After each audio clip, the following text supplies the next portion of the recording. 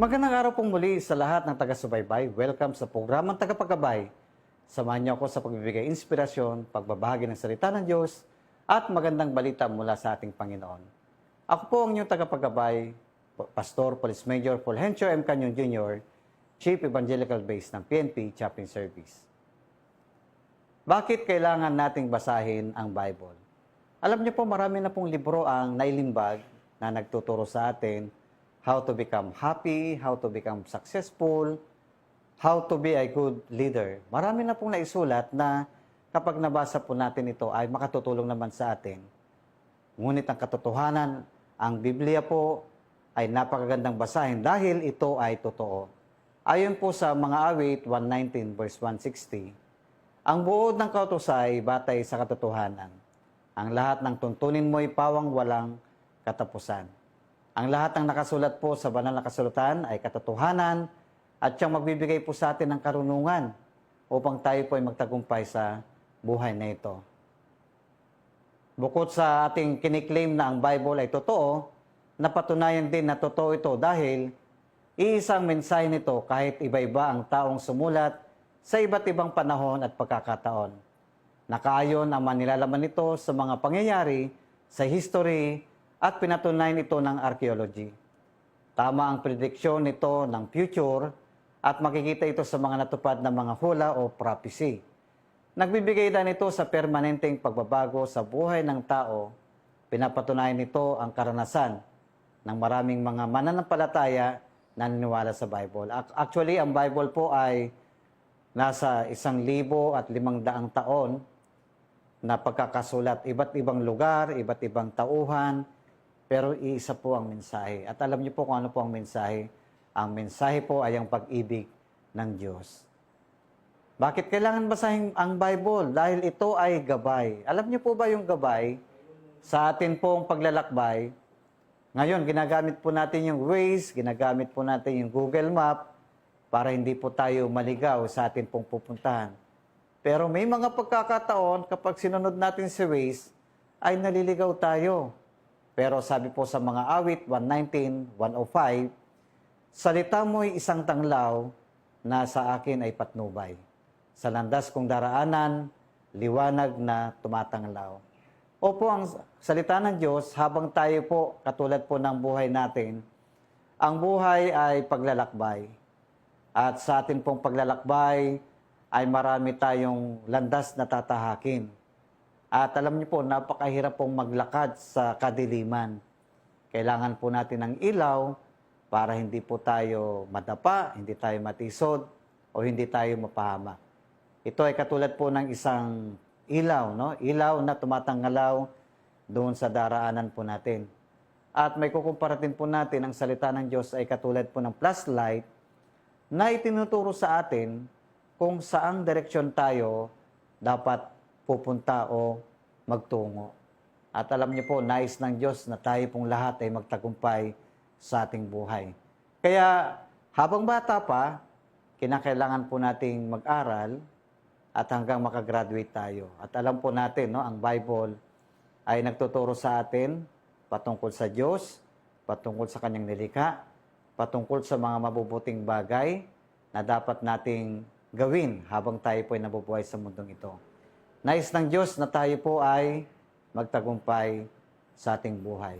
Kaya naman, isipin po natin kung ang isang tao po ay patuloy na lumakad sa kadiliman. At ang paglakad sa kadiliman ay ang pagpili sa gawaing masama, ay ang pagpili sa gawaing hindi nakalulugod.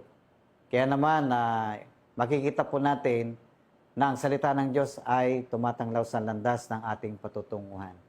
Nais na Panginoon na tayo pong lahat ay magtagumpay sa buhay nito. Bagamat may mga pagsubok tayong pinagdaraanan, ang salita ng Diyos ang magbibigay gabay, patnubay, karunungan at katalinuhan upang piliin po natin.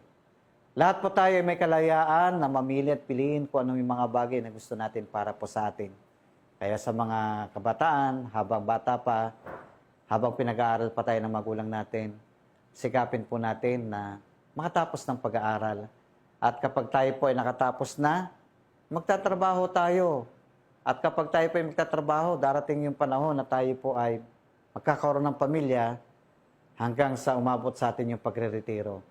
Ang buhay po natin, mula pagkabata hanggang pagtanda, ay kinakailangan po natin ng gabay upang hindi po tayo maligaw. Ang salita ng Diyos ay magbibigay gabay sa atin upang hindi po tayo mapahamak. Bakit kailangan basahin ng Bible? Dahil ito ay nagbibigay ng pag-asa. Alam niyo po, katulad po ngayon, tumaas po yung krudo, gasolina. Kasunod po nito ay ang pagtaas ng bilihin. Pero wag po tayong mawala ng pag-asa. Dahil sabi po sa Roma, 11 talatang 4, anumang nasa kasulatan noon pang una ay nasulat sa ikatututo natin upang sa pamamagitan ng pagtitiis at sa pagpapalakas ng loob mula sa kasulatan ay magkakaroon tayo ng pag-asa. Alam niyo po, napakarami pong pangako sa banal na kasulatan. At sabi nga ng Panginoon, hindi kita iwanan at hindi kita pababayaan. Ako ang Diyos na manggagamot. Ako ang Diyos na nagbibigay. Isipin po natin ng Diyos na makapangyarihan sa lahat ang nangako sa atin na tayo ay kanyang gagabayan, papatnubayan at patuloy na pagpapalain. Sino tayo? Para matakot. Huwag po tayong matakot na harapin ang buhay at alalahanin po natin habang tayo po ay may buhay, tayo pong lahat ay mayroon pong pag-asa.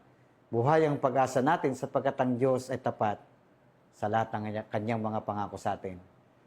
Ang Bible ay nagbibigay ng karunungan sa ating pong pamumuhay.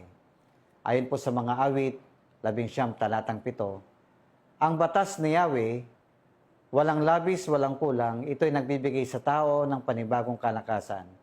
Ang mga tuntunin ni Yahweh, mapagkakatiwalaan, nagbibigay ng talino sa payak na isipan.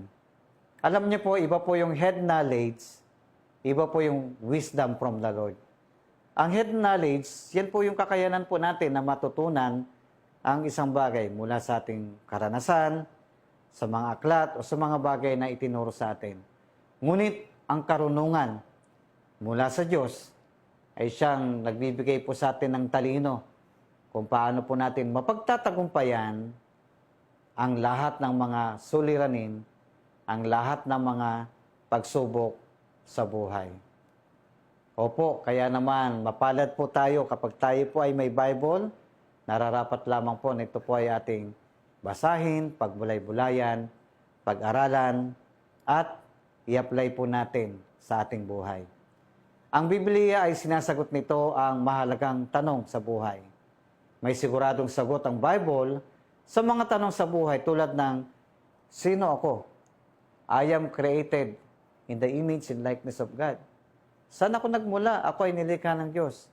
At bakit ako nandito? Alam niyo po, sabi nga po ng Panginoon, mula pagkabata ay itinalaga na kita. Nasa sinapupunan pa lang tayo ng ating pong nanay, ay meron na pong plano ang Diyos at meron na po siyang inihandang gawain sa atin upang atin pong gampanan. Saan ako patungo?